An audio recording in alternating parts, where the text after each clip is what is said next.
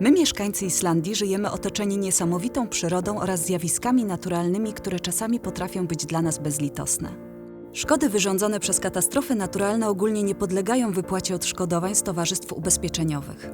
Agencja do spraw ubezpieczeń od katastrof naturalnych, w skrócie NTI, powstała w 1975 roku, a jej właścicielem jest w 100% rząd islandzki. NTI jest instytucją publiczną nienastawioną na osiąganie zysku, której wyłącznym celem są rekompensaty szkód spowodowanych katastrofami naturalnymi. Należą do nich erupcje wulkanów, lawiny, trzęsienia ziemi, osunięcia ziemi, powodzie wywołane przez sztormy lub wezbrane wody rzek i strumieni. NTI nie rekompensuje szkód powstałych np. w wyniku załamania pogody, gwałtownej odwilży lub ulewnych deszczy. Towarzystwa ubezpieczeniowe mają w swojej ofercie ubezpieczenia na wypadek tego typu szkód. Wszystkie nieruchomości na Islandii są obligatoryjnie ubezpieczone w NTI.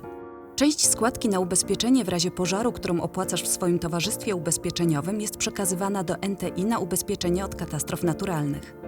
Wysokość kwoty udziału własnego w ubezpieczeniu NTI określa ustawa.